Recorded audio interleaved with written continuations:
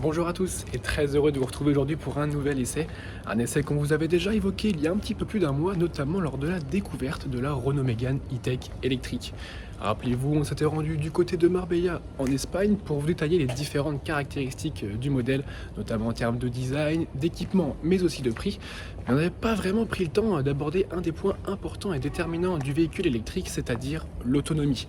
Alors aujourd'hui, on va reprendre à nouveau le volant de cette Renault Mégane E-Tech électrique pour confirmer une affirmation de la part du constructeur aux losanges, celle de pouvoir parcourir un trajet Paris-Londres les mêmes temps qu'un véhicule thermique, en respectant toutefois la demi-heure de pause toutes les 2 heures de route, ce qui nous offre un certain avantage, celui de pouvoir se recharger. Alors pour ça, on va pouvoir utiliser cette nouvelle interface numérique intuitive et très efficace pour réaliser notre parcours.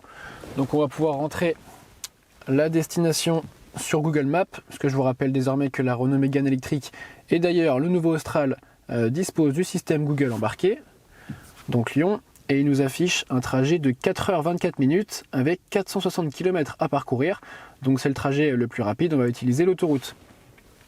On va ajouter à ça la demi-heure de pause recommandée après 2 heures de route, ce qui nous fait environ un total de, on va arrondir à 5 heures de route. Alors déjà, avant de partir, premier point important, c'est qu'il faut bien planifier son départ pour éviter les mauvaises surprises. Puisque là, on est dans un cas de figure, on roule en véhicule électrique, donc on va avoir besoin de se recharger. Et vous vous doutez bien que des bornes de recharge, on ne trouve pas aussi facilement que des stations-service. Autre point important, et ça, je vais vous le montrer directement, c'est que vous voyez sur mon tableau de bord, là j'ai 341 km d'autonomie estimée, alors que mon parcours en fait 460. Donc là, je vais forcément avoir besoin de m'arrêter au moins une fois pour recharger.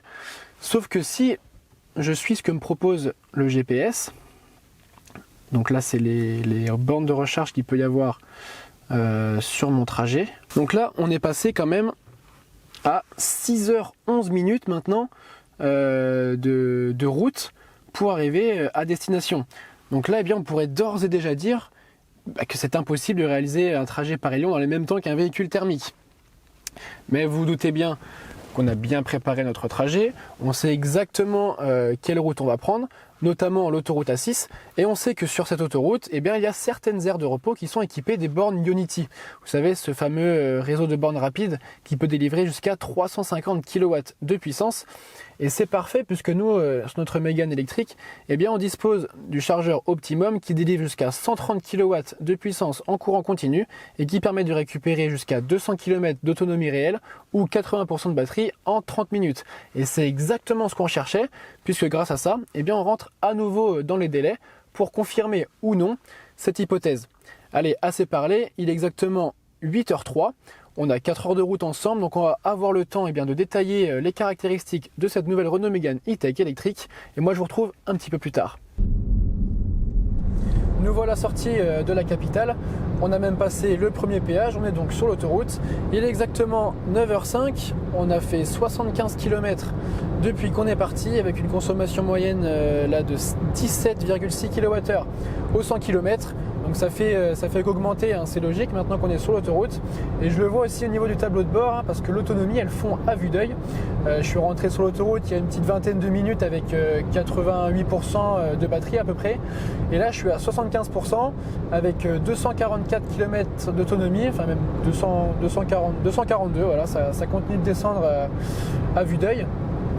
Donc pour revenir un petit peu sur notre modèle d'essai d'aujourd'hui, je suis un petit peu obligé de parler fort parce que je ne sais pas si vous entendez, mais on ressent énormément les bruits d'air au niveau des montants des portes ici, c'est vraiment très désagréable.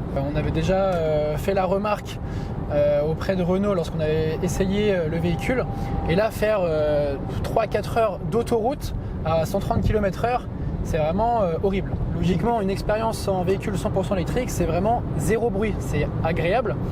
Là, c'est pas du tout agréable, quoi. C'est un petit peu dommage et je pense que c'est vraiment rédhibitoire comparé à d'autres modèles électriques qu'on a pu essayer, comme notamment le dernier, la Nissan Leaf. Il ne fait aucun bruit, que ce soit en dessous ou au-delà des 100 km/h, et c'est quand même beaucoup plus agréable. Alors sur un marché du véhicule électrique en plein essor où l'offre est de plus en plus diverse et variée, Renault se tire un petit peu une balle dans le pied avec ces bruits d'air, et c'est un petit peu dommage parce qu'en soi le véhicule en lui-même, que ce soit au niveau de l'extérieur, même au niveau de l'intérieur, il est plutôt bien fini, il est agréable à regarder, il est agréable à conduire. Et c'est dommage que ces petits détails, eh bien, au final, ils viennent ternir l'image du véhicule. Pour revenir sur notre modèle d'essai d'aujourd'hui, donc comme je vous le disais, on a choisi la version Techno, donc un cran en dessous la version iconique qu'on avait essayé à Marbella la dernière fois, tout simplement parce que cette version Techno, c'est le cœur de gamme de Mégane. Elle se situe entre la version d'entrée de gamme et la version haut de gamme, donc iconique. Et comme pour cette version haut de gamme, et bien ici, on dispose d'un bloc de 220 chevaux, d'une batterie de 60 kWh, mais à la différence, une différence importante à préciser, eh bien, c'est que cette finition Techno s'affiche à moins de 45 000 €, ce qui fait qu'elle peut encore bénéficier du bonus écologique maximal de 6 000 €. Au niveau des différences, notamment à l'intérieur, avec la version qu'on avait essayée la dernière fois en Espagne, eh bien, elle se trouve au niveau de la planche de bord et de la sellerie, puisqu'on a ici eh bien, du tissu recyclé. Sinon, pour le reste, c'est quasi similaire à la version iconique, puisqu'on retrouve évidemment cette grande dalle numérique juste sous mon nez de 24,3 pouces. Autre information à préciser et à ne pas négliger, puisqu'elle peut avoir un rôle important, notamment lors de notre phase de test d'aujourd'hui, eh bien, c'est la température extérieure. Donc là, il fait actuellement 11 degrés dehors à 9h47, ce qui fait qu'en soi, eh bien, il fait assez bon dans la voiture. J'ai pas besoin de mettre la climatisation ni le chauffage, ce qui fait que ça ne me fait pas baisser encore un peu plus le pourcentage de batterie ni l'autonomie. Pour rappel, ce matin, on est parti avec une batterie pleine, donc à 100%. On a fait, depuis qu'on est parti, je vais vous dire ça, 156 km exactement, avec une consommation moyenne de 19,8 kWh au 100 km. Donc on est passé sous la barre des 50% de batterie restante, on a 43% exactement, avec 128 km d'autonomie estimée. Donc ajouté aux 156 km déjà effectués, ça fait un petit peu plus de 280 km au total. Donc on est très loin des 450 km d'autonomie annoncée en cycle WLTP par Renault. Donc pour l'instant ça m'inquiète pas vraiment, parce que grâce à Google Maps, donc j'ai intégré mon trajet, donc il me propose les arrêts intermédiaires pour me recharger. Donc là, la voiture sait que dans 52 km, je vais m'arrêter sur une borne Ionity près d'Availlon, donc dans 27 minutes exactement à 10h15. Et elle m'indique le pourcentage de batterie restant à mon arrivée. Donc il devrait me rester 17% de batterie. Du coup, la voiture, ce qu'elle va faire, elle sait que le prochain arrêt c'est pour se recharger, donc elle va préconditionner la batterie pour la mettre dans la bonne plage de température afin d'avoir une recharge optimale et gagner un petit peu de temps au niveau de la recharge. Bon, on se retrouve dans moins d'une demi-heure, donc dans exactement 25 minutes pour effectuer cette recharge sur une borne Ionity. Donc on sera vraiment là dans des conditions réelles, puisqu'on va arriver avec environ 15% de batterie restant. Donc on va pouvoir vraiment utiliser tout le potentiel des bornes de recharge Ionity. On va surtout ne pas dépasser la demi-heure de pause, donc la demi-heure de recharge, pour essayer vraiment de réaliser ce test dans les conditions réelles et voir si c'est vraiment possible de pouvoir parcourir ce trajet Paris-Lyon dans les mêmes temps qu'un véhicule thermique. Il est exactement 10h20. Je vais pas vous mentir, j'ai pas pu m'arrêter sur ma station, enfin sur mon aire de repos avec la borne de recharge Ionity. Pourtant, elle est pas très loin, elle est juste à côté, elle est en face en fait. Mais le souci, c'est que pour y accéder, il faut que je fasse 30 km aller plus 30 km retour. En fait, il faut que je sorte de l'autoroute pour rentrer un peu plus loin et accéder donc à ma borne Ionity. Sauf que moi, il me reste 23% de batterie et 70 km d'autonomie. Donc c'est prendre un risque, parce que ça fait 60 km aller-retour, mais sur l'autoroute, l'autonomie va descendre encore à vue d'œil. Et de toute manière, sur Google Maps, l'application me disait que j'allais arriver sur cette aire de repos avec 0%. Donc j'ai préféré pas prendre le risque et je me suis arrêté donc à une aire de repos pas très loin d'où je devais m'arrêter initialement, avec des bornes, donc c'est SD, c'est des bornes SD. Donc c'est des bornes rapides aussi, elles délivrent 150 kW de puissance, donc c'est parfait, puisque notre Mégane peut recevoir jusqu'à 130 kW de puissance. Donc et bien, du coup ça change quasiment rien à notre test initial. On va pouvoir aller se recharger, prendre une petite pause d'une demi-heure, et puis moi je vous retrouve dès que la batterie est rechargée. A few moments later. Alors, très mauvaise nouvelle. En m'arrêtant donc sur la borne dont je vous parlais tout à l'heure, donc il a fallu que j'aille à l'accueil pour pouvoir débloquer la borne. Sauf que c'est les aléas du véhicule électrique, c'est pour ça que malheureusement on peut pas tous rouler en électrique aujourd'hui. C'est que la borne ne fonctionnait pas. Donc impossible même de recharger un petit peu pour pouvoir continuer à rouler et trouver notre borne. Donc j'ai dû reprendre la route et au final eh bien, je vais diminuer ma vitesse. Hein, au lieu de rouler à 130, eh bien, je vais me mettre à 120, même 110. Mais là en diminuant ma vitesse, en étant à 120 km/h, je vois que sur Google Maps ça me dit que j'arrive donc dans 32 minutes à 11h01 et qu'il me restera 2%. 2% de batterie à l'arrivée. Donc eh bien on va prendre le risque, après tout on est là pour ça, on va voir ce que ça donne. Mais par contre pour le test ça me met vraiment à mal et ça va être très très compliqué de réaliser ce trajet dans les mêmes temps qu'un véhicule thermique. Ce qui est même déjà impossible puisqu'on va perdre une demi-heure aller-retour. Alors qu'avec un véhicule thermique j'aurais juste eu besoin d'aller à la pompe, remplir mon véhicule du carburant adéquat et puis repartir tranquillement pour Lyon. Je vais pouvoir vous parler un petit peu des aides à la conduite parce que ça fait exactement du coup 2h30 que je suis parti. J'ai fait 215 km, donc là il me reste, pour préciser, il me reste 21% et 67 km et pour arriver à la borne il me reste 50 km à faire, donc c'est vraiment juste, hein, c'est vraiment très juste. Donc là c'est là aussi que eh bien, il faut jouer la régénération de la batterie, de la récupération d'énergie avec les petites palettes qu'on a derrière le volant. Enfin, en soi, sur autoroute, ça sert un petit peu à rien. C'est plutôt en ville que c'est plus pratique. Là, on a tout, on a activé aucun niveau de puissance. Hein, on est vraiment au plus bas. On se laisse couler tranquillement sur autoroute. On s'est mis à 120 km/h. Donc, ouais, comme je vous disais, on a fait 216 km. On est sur une consommation moyenne de 19,9 kWh au 100 km, ce qui reste quand même assez correct, hein, faut le dire. Sur autoroute, à 130 km/h depuis 150 km, on ne dépasse pas les 20 kWh au 100 km. Donc c'est vraiment plutôt pas mal. Maintenant, on va voir ce que ça donne hein, au niveau de la recharge, en espérant qu'il n'y ait pas d'autres soucis arriver sur la borne de recharge Ionity, parce que là ça deviendrait très très compliqué. Bref, pour revenir au niveau des aides à la conduite, donc là ça fait 1h30 que je roule sur autoroute. Donc j'ai activé le régulateur de vitesse adaptatif actif, donc qui permet de gérer la vitesse selon la voiture qui nous précède, mais aussi grâce aux données du GPS et à la reconnaissance des panneaux. Donc supposons on est sur l'autoroute, on est réglementé à 130 km/h, on arrive sur une zone de travaux, ça passe à 90, et bien le véhicule va freiner automatiquement tout seul, se mettre à 90 km/h sans avoir besoin d'actionner la pédale de frein ou de relâcher l'accélérateur. Donc ça c'est plutôt agréable, hein. Surtout ça évite de ne pas faire attention notamment au changement de réglementation de vitesse et d'avoir une mauvaise surprise en se faisant flasher par les radars notamment. Donc le régulateur de vitesse adaptatif actif plus maintien dans la voie.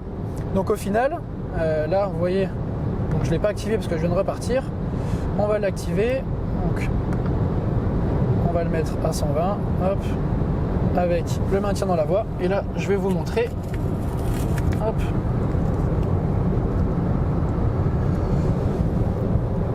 Voilà, là, ça roule tout seul, je n'ai pas besoin des mains. Donc malheureusement, il n'y a pas encore de virage. Donc je ne peux pas vous montrer vraiment l'efficacité de l'aide.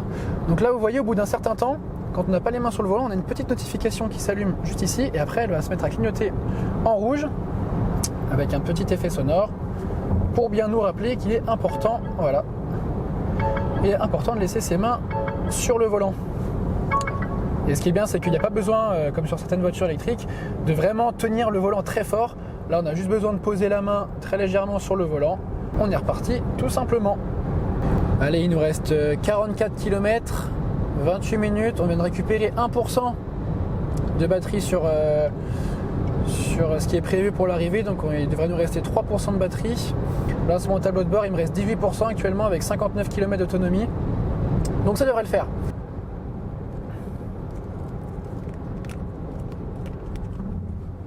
Ça y est, on est enfin arrivé à la borne Ionity, donc il me reste 7% de batterie et 29 km d'autonomie. Donc voilà, il est 10h54, on va pouvoir se recharger tranquillement. Et petite surprise en arrivant, je vous montre, regardez ce qu'il y a à côté. Une Mégane E-Tech électrique, mais camouflée celle-ci, donc je pense qu'elle doit être en test aussi. Donc comme quoi, on n'est pas tout seul à vouloir réaliser ce test Paris-Lyon. Bon, allez, on a assez perdu de temps comme ça. Je vais aller brancher la Mégane. Donc voilà, ça y est, je viens de brancher la prise sur la voiture. En même temps, je vous montre le petit cadeau qu'on réserve à nos véhicules français, c'est toujours très agréable. Voilà, on se dirige donc vers la borne. Je ne sais pas si vous verrez, on appuie sur départ. Hop, donc là on a le paiement, donc paiement direct. Donc on va autoriser le paiement. Donc on va utiliser le petit charge map.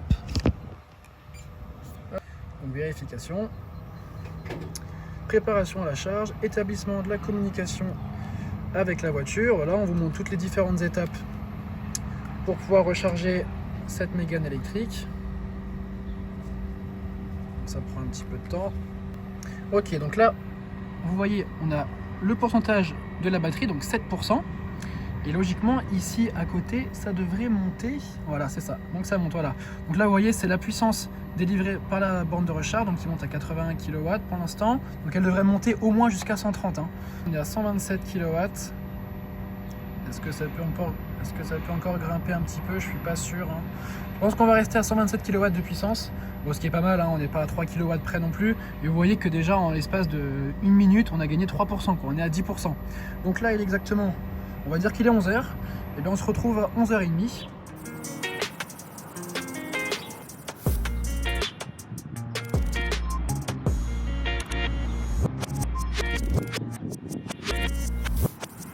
Voilà, on a un petit peu dépassé la demi-heure de pause après 2 heures de route, mais c'est pas grave, on va modifier cet arrêt, on va le faire passer en arrêt déjeuner, comme ça on va pouvoir continuer à comparer cette Mégane électrique face à un véhicule thermique.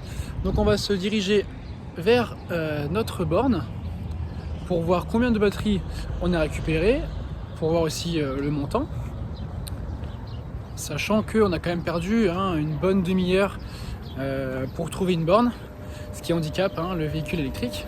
Donc on est à la borne et là, donc on s'est arrêté pendant 43 minutes. Vous voyez que la puissance est descendue à 42 kW et c'est normal puisqu'on a récupéré 81% de batterie. On a 88%, donc ce qui est plutôt pas mal.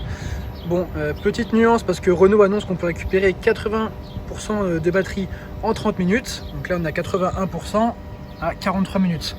Donc on est à 13 minutes en plus par rapport à ce qu'annonce le constructeur, mais bon, ça reste quand même très cohérent. On peut s'arrêter déjeuner. Vous voyez, je me suis arrêté déjeuner sur une aire de repos. Bon, il était un petit peu tôt, il était 11h, mais bon, c'est pas très grave. Donc j'ai pris le temps, faire une petite pause, bien manger, se ressourcer un petit peu avant de reprendre la route. Donc ça reste convenable. 89%, ça monte encore. On va pouvoir stopper la recharge. Hop, donc charge arrêtée, voilà. Ok. Tac. On rebranche à son emplacement. On n'oublie pas de fermer, de remettre le petit bouchon et de fermer la trappe. On repart pour Lyon. Et là, surprise, eh bien vous voyez que même en s'arrêtant quasiment un petit peu avant la mi-chemin, eh bien il me reste encore 254 km à parcourir, 2h27 de route. Et je n'arriverai pas à destination avec cette recharge. Il va falloir que je m'arrête encore une nouvelle fois pour recharger. Alors si on vérifie, je ne devrais pas m'arrêter très très loin de ma destination. Vous voyez, c'est quand même un écran qui est assez fluide. Oui, donc si on se débrouille plutôt bien et que on va quand même se mettre à 130 pour jouer le jeu au maximum, on va devoir s'arrêter à une vingtaine de kilomètres de Lyon. Mais il va falloir quand même s'arrêter parce qu'on pourra pas arriver à destination avec ce pourcentage de batterie là. Allez, nous voilà repartis sur la route après ce petit arrêt recharge et déjeuner. Après avoir reçu le mail de la part de Unity, donc ma recharge m'a coûté un petit peu plus de 39 €. Donc là on est reparti pour 212 km, 1h52 minutes de route. Donc pareil, comme tout à l'heure, je vais devoir perdre encore 20 minutes pour retrouver une sortie d'autoroute pour pouvoir faire demi-tour et retourner en direction de Lyon. Et là vous allez me dire, mais pourquoi tu t'es pas arrêté plus tôt? Eh bien je vais vous expliquer pourquoi. Il y en avait des bornes un petit peu plus tôt, mais pas des bornes rapides. Mais si je m'arrêtais, la recharge allait durer assez longtemps. Là, j'ai quand même récupéré 82% de batterie en 40 minutes, alors qu'il m'aurait fallu plusieurs heures pour monter à ce pourcentage de batterie sur des bornes de 7,4 kW. Et en plus de ça, si je m'arrêtais plus tôt, eh bien, dans tous les cas, il aurait fallu que je m'arrête une deuxième fois avant d'arriver à Lyon.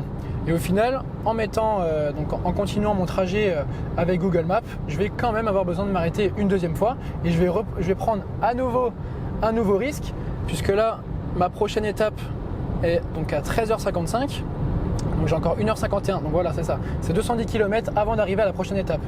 Donc 210 km, 1h51 de route pour arriver à la prochaine borne Unity qui est à environ 50 km de Lyon. Et il devrait me rester 1% de batterie en arrivant à la borne à l'aire de repos avec les bornes de recharge Unity. Donc c'est encore un risque à prendre, mais dans tous les cas, j'ai pas le choix de m'arrêter une deuxième fois pour pouvoir recharger. Donc là, je vais pas arriver à Lyon avant 15h, 15h30. Ce qui fait que je suis quand même parti depuis ce matin, 8h du matin. Donc on va compter quand même une heure de pause déjeuner qu'on aurait très bien pu faire aussi en véhicule thermique. Mais je vais quand même perdre une heure déjà parce qu'il a fallu que je fasse demi-tour pour rentrer sur l'aire de repos pour pouvoir me recharger, plus à nouveau demi-tour, ce que je suis en train de faire tout de suite pour pouvoir reprendre la direction de Lyon. Donc là, je vais passer le péage pour pouvoir reprendre ma direction.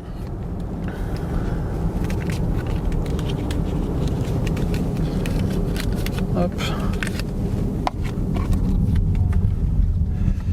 Voilà. Donc là, il commence à faire un petit peu plus chaud en plus, donc j'ai mis la climatisation. Donc je suis à 87% de batterie avec 266 km d'autonomie. Donc je pense qu'avec la climatisation, c'est même sûr, ça va me faire chuter encore un petit peu plus mon autonomie. Ce qui n'est pas bon signe déjà, que je suis très limite, avec 1% de batterie. On va voir ce que ça donne. Un test grandeur nature. On est à 266 km depuis le départ, donc c'est vraiment pas énorme, sachant qu'on est arrivé à la station avec 7% de batterie et 20 km d'autonomie restante, donc oui, ça fait 280 km, donc loin, comme évoqué tout à l'heure, des 450 km annoncés par Renault en cycle WLTP. Pourtant, eh bien, même sur autoroute, on ne dépasse pas les 20 kWh au 100 km. Je dois vous dire que je suis face à un sacré dilemme, déjà parce que il y a une petite Ferrari F12 Berlinetta qui vient de me doubler. C'est là où je suis en train de me dire pourquoi je ne suis pas en train d'essayer ce genre de voiture et je me retrouve au volant d'une voiture électrique. Enfin bref, c'est pas le sujet du jour. La borne de recharge Unity sur laquelle je dois m'arrêter, elle est vraiment à quelques kilomètres de Lyon, vraiment toute proche. Donc c'est un petit peu embêtant de devoir s'arrêter encore une demi-heure à quelques kilomètres du but. Donc ce que j'ai fait, c'est que j'ai directement regardé à combien de kilomètres je me trouvais de ma destination finale, donc Lyon, et je suis à 53 minutes de ma destination et 68 km. Donc ce qui fait que j'arriverai à 14h31, sauf que sur mon tableau de bord, il me reste 25% de batterie et 81 km d'autonomie. Donc j'ai vraiment une marge très très petite, donc de 14 km, sauf que l'application Google Maps me dit que je vais arriver à Lyon avec 0% de batterie. Donc en soi, je ne vais pas arriver à Lyon avec de la batterie, donc je devrais tomber en panne avant. Mais je me dis aussi que si j'arrive à destination avec une seule recharge, donc sans m'arrêter une deuxième fois, eh bien j'aurais réalisé le trajet Paris-Lyon, donc en partant ce matin à 8h, en arrivant à 14h30, en 6h30, en enlevant une heure de déjeuner, donc qui fait 5h30. Donc on se rapprocherait presque d'un trajet Paris-Lyon en véhicule thermique, parce qu'on aurait dû mettre environ 5 heures avec un véhicule thermique. La demi-heure là qu'on a perdu avec la Mégane électrique, c'est parce qu'on a fait un ou deux demi-tours sur l'autoroute tout à l'heure vers 11h pour pouvoir se recharger sur les bornes Unity. Donc en soi, si on arrive à atteindre Lyon avec la charge qui nous reste, on aura quasiment atteint notre objectif. On ne pourra pas dire qu'on pourra réaliser un trajet Paris-Lyon dans les mêmes temps qu'un véhicule thermique avec cette Mégane électrique, mais on aura fait quand même une belle performance. Après à Lyon, il ne faudra pas vouloir aller faire des courses ou faire autre chose. Il faudra vraiment trouver une borne de recharge publique très rapidement en arrivant à Lyon, parce que on va arriver avec 0%. Donc je ne suis même pas sûr qu'on puisse vraiment arriver à Lyon avec ce niveau de batterie. Mais on va quand même tester, parce qu'on est là pour ça. Si on s'arrête à nouveau et qu'on repaye encore une quarantaine d'euros, ça fera 80 euros pour faire environ 450 km Paris-Lyon. Je suis pas sûr qu'avec un véhicule thermique on ait besoin de mettre 80 euros d'essence. Déjà, ce qu'on va faire, c'est qu'on va baisser le régulateur. Hop. On va le mettre à 120 au lieu de 130. On va pas prendre de risques non plus inutiles, hein. Le but, c'est quand même d'arriver à destination avant ce soir ou demain, ce qui serait pas mal. On a enlevé la climatisation, tant pis si on a chaud. Dans tous les cas, le trajet va être très stressant. Donc on aura forcément chaud, on va avoir des petites sueurs. L'arrivée à destination, c'est prévu pour 14h31. Il est 13h42, donc 49 minutes. D'ici une petite vingtaine de minutes, je pense qu'on en saura un peu plus. En espérant que j'arrive à économiser un petit peu de la batterie, sans pour autant descendre en dessous des 120 km/h, parce que le but c'est pas de descendre à 90 ou 100 km/h sur autoroute, sinon l'essai n'a aucun intérêt. 120 km/h, faire aussi en véhicule thermique pour économiser un petit peu d'essence, sachant que sur une distance de 100 km, rouler à 120 km/h au lieu de 130, on perd quelques minutes. Je crois que c'est à peu près 5 minutes de perdu, donc c'est vraiment pas énorme. On va dire qu'on n'est pas à 5 minutes près. Je viens de passer le péage, donc le dernier péage de la journée pour arriver sur Lyon. Il me reste 14% de batterie, 52 km d'autonomie, je suis toujours à 120 km/h et Google Maps m'indique que je vais arriver à Lyon avec 6% de batterie maintenant. Donc je suis content parce que j'ai réussi à économiser la batterie sans pour autant abaisser fortement ma vitesse. Bon, j'ai chaud par contre, il n'y a plus de la climatisation. On arrive dans 29 km, dans 24 minutes, donc 14h23, avec 6% de batterie. Donc au final, c'est un bon choix. Comme quoi, il faut prendre des risques un peu. Bon là, il faut prendre des risques, c'est pas non plus un risque très très important. Mais eh bien, on aura quand même réussi en quelque sorte notre objectif, qui était de faire un Paris-Lyon quasiment dans les mêmes temps qu'un véhicule thermique, à une demi-heure près. Bon, le véhicule thermique a encore quelques années devant lui, ça faut pas se leurrer, on va pas se mentir. L'électrique reste très bien pour rouler en centre-ville ou faire des petits trajets. Je dis pas que cette Mégane est une seconde voiture du foyer, elle peut être une voiture principale du foyer. Et il y a plein de petits détails à prendre en considération, à ne pas négliger. Il faut vraiment être préparé. C'est vraiment un style de conduite et une conduite en elle-même totalement différente du véhicule thermique. Donc voilà, faut pas avoir peur de se dire voilà, là je suis à 12% de batterie. C'est comme si j'étais sur la réserve en véhicule thermique. Et pourtant ça m'inquiète pas plus que ça, parce qu'avec l'habitude, eh bien, on connaît les limites de la voiture, on sait jusqu'où on peut la pousser. Donc là voilà, depuis tout à l'heure, je suis à 120 km/h. Je vais me mettre à 110 parce que je viens de voir que c'est limité même à 110. Donc c'est encore mieux pour moi. Hop, voilà, on est à 110. Et voilà, donc là il reste 23 km. On avait une petite marge tout à l'heure de 10 km seulement. Là on a augmenté la marge, on est à 22 km. Donc c'est bon signe, on va largement arriver à destination. Là il est 14h03, arrivé 14h23. Donc voilà, dans 20 minutes on est arrivé. On aura mis 6h20. Même 5h20 en retirant l'heure de pause. Donc 5h20 c'est quand même pas mal, c'est quand même une belle performance. On va pas se mentir, on va pas dénigrer le véhicule électrique non plus à chaque essai, parce que c'est pas le but, puisque ce sera forcément la mobilité de demain. Donc autant trouver les avantages, même s'il faut aller creuser quand même pour les trouver. Il y a quand même certains avantages du véhicule électrique, mais voilà, le risque était payant. Arrivé donc à destination. Donc comme vous pouvez le voir sur le GPS, donc on est ici, on est au sud de Lyon, voilà, on avait fait un petit peu plus de parcours que prévu, et il nous reste 7% de batterie, 7% et 34 km d'autonomie. Donc au final on était, bon je vais pas dire qu'on était large, mais on avait un petit peu de marge. Donc là au niveau de la consommation, donc on a fait 505 km depuis ce matin, avec une vitesse moyenne de 95,4 km/h et une consommation moyenne en électricité de 19,2 kWh au 100 km. Donc c'est quand même plutôt bien, honnêtement, on a fait quasiment que l'autoroute.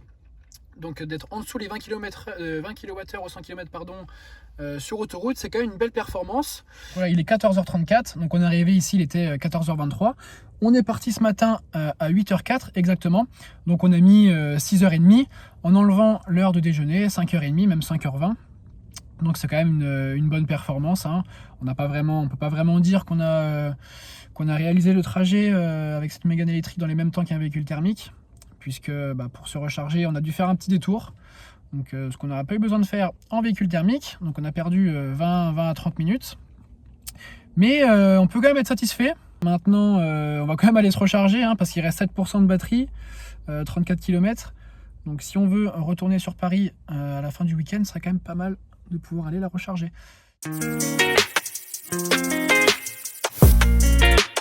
Nouvelle étape du périple. Donc on est bien arrivé à l'hôtel avec nos 7% de batterie. Et puis on était en train de chercher une borne de recharge dans Lyon. Donc on s'est dit que ça allait être plus simple de trouver une borne dans Lyon que sur l'autoroute. Et bien pas du tout, parce qu'on a fait 4 bornes qui ne fonctionnaient pas. Et là, donc on est arrivé sur un parking souterrain où logiquement les bornes fonctionnent, puisque je vois qu'il y a pas mal de véhicules électriques branchés pas loin de moi. Mais le souci, c'est que je mise tout sur cette borne, parce que là on est vraiment dans un état critique. 3% de batterie, il doit me rester environ 10 km d'autonomie peut-être, sachant qu'en ville, surtout dans les bouchons à cette heure-là, à part freiner, accélérer, ça utilise encore plus la batterie. Donc on va voir, on va se brancher. Bon, bonne nouvelle, puisque le périple se finit bien. On a réussi à trouver une borne qui fonctionnait, donc on a réussi à se brancher. Donc voilà, on va pouvoir aller se détendre maintenant tranquillement, pendant que la Mégane électrique se charge. Donc vous voyez là, il nous reste 3% de batterie. Et au niveau du temps, il va falloir être patient, hein, parce que 6h53 pour atteindre 80% et 8h36 pour atteindre les 100% de batterie.